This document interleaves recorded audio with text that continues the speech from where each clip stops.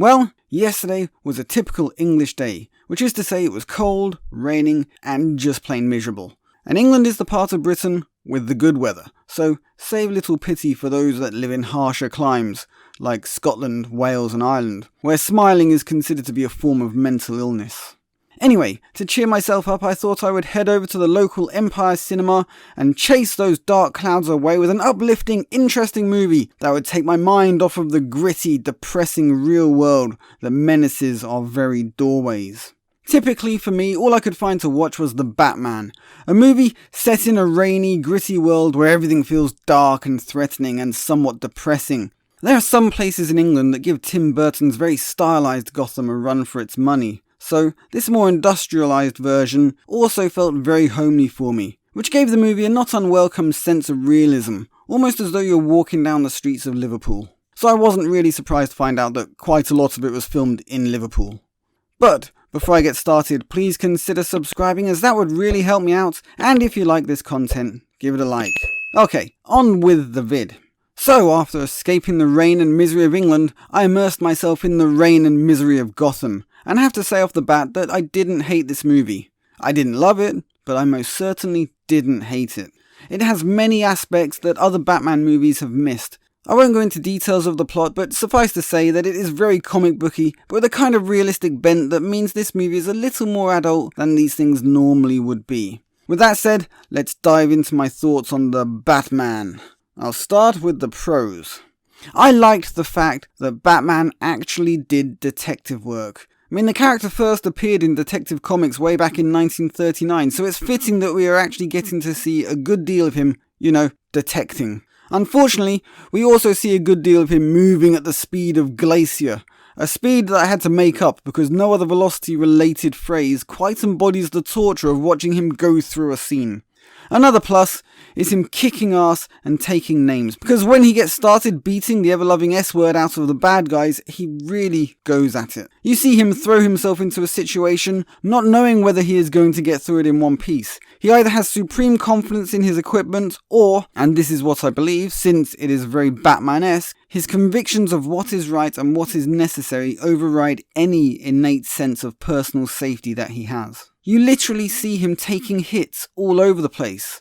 This isn't the savvy, aware Batman who is almost untouchable in combat. This isn't Ben Affleck's unstoppable physical force. This is a Batman who isn't a master of his craft. It is a raw, learning the ropes year 2 Batman who has yet to gain the experience and learn the lessons that make him the most feared man in Gotham. This is most clearly exemplified in a scene where Batman goes to a nightclub and instead of sneaking in through an unwatched window or skylight in the manner of, Batman, he knocks on the front door and proceeds to beat the waste material out of every bad guy he meets, irrespective of the fact that he's putting civilians at risk, or whether one of them may have a weapon capable of actually hurting him, through a suit that can withstand all known small arms fire. Clearly he learns this lesson because the next time he goes to the club he does it in the guise of Bruce Wayne, and things go a lot more smoothly. Okay, a quick note about the Batsuit. First off, what the hell is it made of that it allows him to move freely while also being able to withstand automatic rifle fire from close range? The suit seems to be able to protect him from everything short of a tactical nuke, and even that possibility is up for debate. But part of his face is uncovered, and yet he is still blasé about weapons being used on him. He makes no effort to protect it, even on one occasion getting deliberately as close as humanly possible to a bomb that's about to detonate. And you know what happens? That's right, it detonates in his face. And yet somehow he is fine, just a little bit grubbier than he was before it went off. Yes, he is wearing plot armor, and therefore can be remarkably stupid and suffer no consequences. Which is a shame, as they seem to be going for a gritty, realistic kind of feel for the movie, and yet Batman is invincible. You would have thought that he would have ended up picking up some of those scars that Ben Affleck was sporting in Batman vs Superman, but he never gives the impression of having physically suffered from his actions. Another thing I liked about the movie was that he is Batman first. We see very little Bruce Wayne in this movie, and that was actually something of a revelation, because most Batman movies take the time to showcase the character of Bruce Wayne and his playboy lifestyle, but in this movie, he is Batman first and foremost, with Bruce Wayne as a very occasional mask used only when absolutely necessary. Something else that I liked and thought was a fascinating insight into the character of Batman was that he wears contact lenses that allow him to record everything he sees, and then later replay it and go over anything that he may have missed or needs to see again. He then, as he says in the film, forces himself to relive everything all over again. The horror, the pain, the wins, the losses. He literally tortures himself for the sake of Gotham. Another good thing was the way that Catwoman was treated when she was in a physical confrontation with Batman. It was quite heartening because she was throwing some very nice kicks at him and he simply brushes them off as though she were waving a feather duster at him, and then he quickly subdues her. It is nice to actually see this rather than the modern day, women can beat the crap out of anyone regardless if they're 7 foot tall and built like, well, I don't know, Jack Reacher. It's become comical and stupid, so it is good to see in this film that doesn't happen. There is a later scene where we see her kick a bad guy's ass with those very same kicks, and they looked very effective and cool. I mean, after all, most girls can kick like a mule, as my experience in karate has taught me, but very few of them can punch effectively, so I found it very realistic as far as the violence and fighting goes. Oh, and the scene with the Batmobile is fantastic. Is it the tumbler? No, but it looks flipping excellent. Okay, back to things that I hated about this Batman.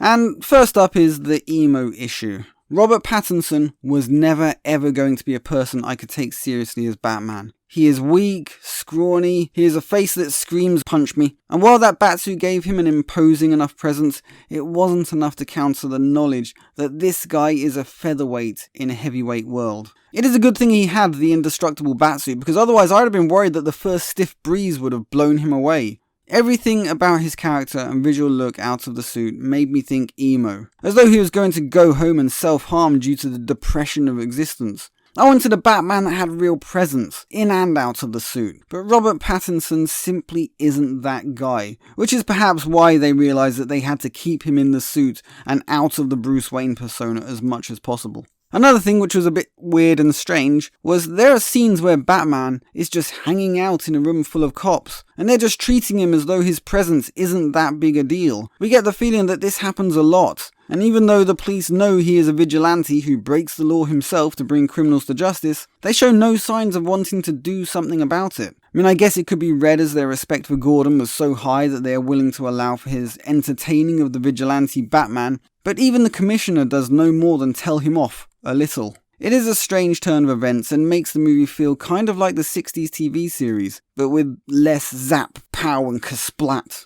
Also, on at least 2 occasions, he was unconscious long enough that various people could have taken his mask off and seen who he was, which seemed very careless of him. I would like for them to have included a scene where one of the cops tries to take a peek under his mask and gets an electric shock or something along those lines, because it just seemed like there was no reason why he wasn't unmasked. Another thing, though this is not necessarily a complaint, is that he has the highest voice of anyone in the cast, which after Christian Bale spent his movies hurting his throat with that ridiculous bat voice, "I'm Batman," his voice just comes across as strange because this version of Gordon growls everything. If he was ordering a pizza, I'm sure the pizza guy would think he was either trying to make a dirty phone call or is suffering from severe laryngitis. And okay, since I am now talking about the cast, let's give them the once-over. I've spoken enough about Robert Pattinson's Batman, so next up is the race-swapped Jim Gordon played by Jeffrey Wright, a man who I simply cannot stand due to his woke politics,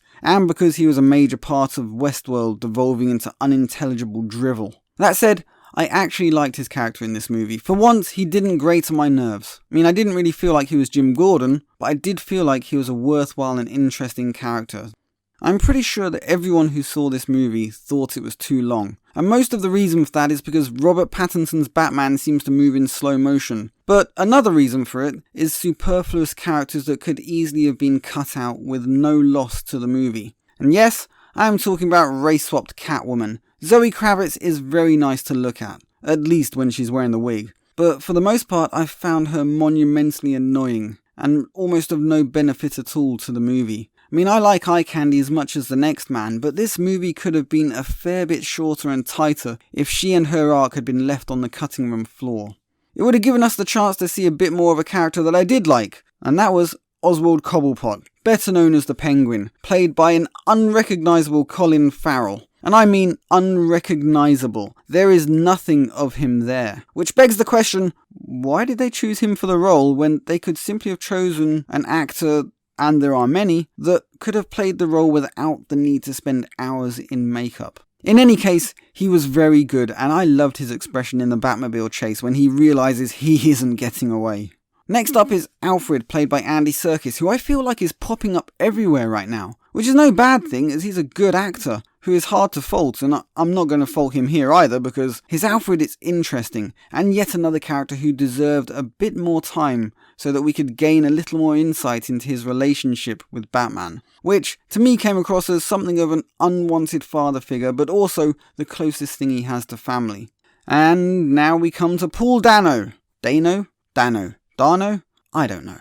Who plays the supposed bad guy, the Riddler. And I have always found him to be a pretty good actor in his almost typecast role as the kind of uncomfortable to look at weirdo, which he again plays to perfection, though his characterization in the movie is just absurd, and what the woke lovey-doveys of Hollywood really think of when they think of this type of person.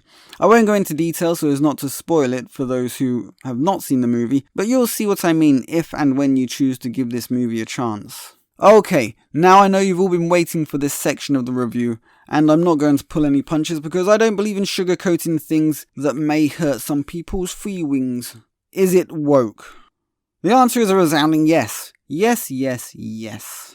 All of the bad guys are white, and described that way by Catwoman, and from her description, you get the idea that they're bad guys because they're white, not simply that they are white and also bad guys. Next, everyone who is depicted as having a little good in them, aside from Batman himself, is not white. These facts are very stark and clearly defined in this movie. They did not beat around the bush, it is clearly what they were trying to portray. But it does not ruin this movie. It does in fact do nothing more than make you roll your eyes at the sheer state of Hollywood and the levels they will sink to incorporate the progressive agenda, even shoehorning it into random sound bites in a movie where it clearly has no relevance. And finally, the question is, did I like this movie, and is it worth your time to go and see?